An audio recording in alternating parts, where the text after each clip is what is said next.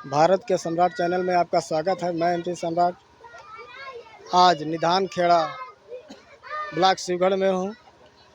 आज हमारे साथ हैं अम्बरीश बौद्ध जी। आज उन जो समाज सेवी हैं, क्रांतिकारी व्यक्ति हैं, आज उनसे जानेंगे कि समाज को इस संगोष्ठी के माध्यम से क्या संदेश देना चाहते हैं।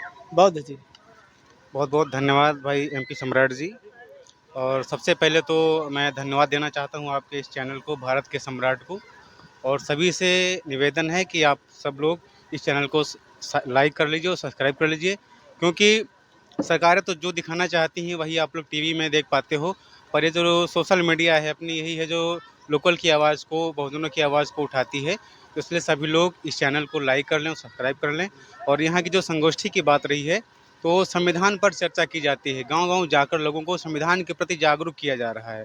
जैसे आप देख रहे हैं कि जो इस समय सावन का महीना भी चल रहा था और उसमें कांवड़ यात्रा हो रही है। कांवड़ यात्रा कांवड़ियों पर पुष्प वर्षा भी हो रही है। बहुत अच्छा लग रहा है लोगों को जो कांवड़ियाँ लेके जा रहे हैं।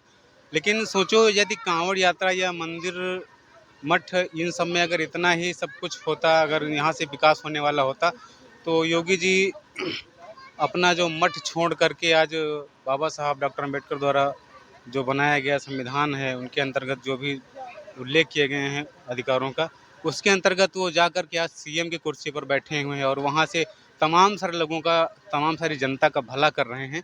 ये शायद इतना ज़्यादा भला वो अपने मठ में रहकर नहीं कर पाते। तो सबसे बड़ी ताकत संविधान की है। उसी संविधान की ताकत की वजह से मोदी जी खुद ही कहते हैं कि मैं चाय बेचने वाला हूँ, मेरे चाय का स्टॉल था। तो ये समझ लीजिए कि जो चाय बेचने वाला व्यक्ति है मोदी जी, वो भी आज देश के सर्वोच्च पद पर हैं, प्रधानमंत्री हैं देश की, और तमाम लोगों का भला कर रहे हैं। तो यदि आप किसी का भला करना चाहते हैं, समाज का भला करना चाहते हैं, अपना भला करना चाहते हैं, तो आपको संविधान को फॉलो करना पड़ेगा, संविधान को मानना पड़ेगा। और चूँकि संविधान को नष्ट करने के वाले लोग उसमें कुछ न कुछ खामियां भी निकालते रहते हैं। अभी से हाल ही में हुआ कि संविधान के मूलभूत ढांचे में भी परिवर्तन करना चाह रहे हैं, जबकि मूलभूत ढांचा क्या है? मूलभूत ढांचे में हमारे मौलिक अधिकार हैं।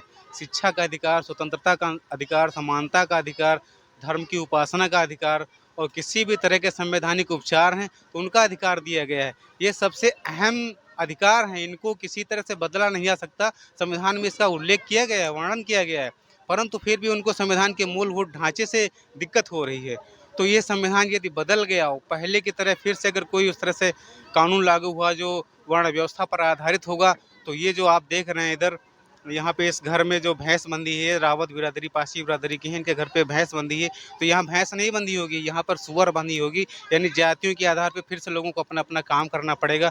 आज हर जाति में डॉक्टर, इंजीनियर, वैज्ञानिक पैदा हो रहे हैं, लेकिन यदि ये संविधान नष्ट हो गया, अगर हमारे मौलिक अधिकार नष्ट हो गए, तो फिर से लोगों को अपनी जातियों में रहकर उनके अनुसार ही काम करना पड़ेगा। इसलिए सभी से अनुरोध है कि संविधान को अच्छे से पढ़ें, समझें और उसको फॉलो करें। इसलिए हमारी जो ये संगोष्ठी है, इसमें संविधान पर एक प्रतियोगिता भी आयोजित करवाई जाती है।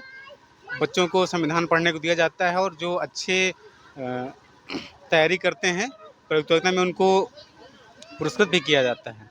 यही उद्देश्य है हमारी संगोष्ठी का। अच्छा, बहुत लोग जो है कि अभी भी नहीं समझ रहे हैं, आप लोग समझाते हैं उसके बाद भी नहीं समझ रहे हैं, तो इस पर आप क्या बताएं? देखिए, बहुत लोगों को समझाया तो जा रहा है पर नहीं समझ पा रहे हैं। इसका कारण ये भी है कि हमारे जो मीडिया हैं, मीडिया जो अब सोशल मीडिया आने लगी तो थोड़ा सा लोग समझने लगे हैं। अन्यथा जो सरकार चाहती है ना लोगों को दिखाना, वही दिखाते हैं। तो अब जैसे शुरुआत हुई ना, तो उसी तरह के आडंबर पाखंड से जुड़े हुए सारी फिल्में बनाई गई। अब सबसे पहली फिल्म बनी थी राजा हरिश्चंद्र की। अब राजा हरिश्चंद्र की फिल्म में दिखाया गया कि वो सतयुग से की जो भी कहानी है, उसमें दिखाया गया कि एक ब्राह्मण के द्वारा एक राजा का राजपाट सब कुछ छीन लिया गया और उसने खुशी खुशी दे दिया गया। तो मतलब यहाँ पे ब्राह्मण की महिमा मंडन किया गया। समाज को ऐसे ही तरीके से गुमराह किया जाता है कि व्यक्ति अपने अधिकारों के प्रति या समाज में जो चीज़ें हैं होनी चाहिए, जो समता स्वतंत्रता के लिए, उसके प्रति सोच नहीं पा रहा है वो। लेकिन अभी जब से सोशल मीडिया है, ये आप लोगों की ये जो यूट्यूब चैनल है, इन सब के माध्यम से लोग अब घर बैठे न्यूज़ पा रहे हैं तो समझने लगे हैं।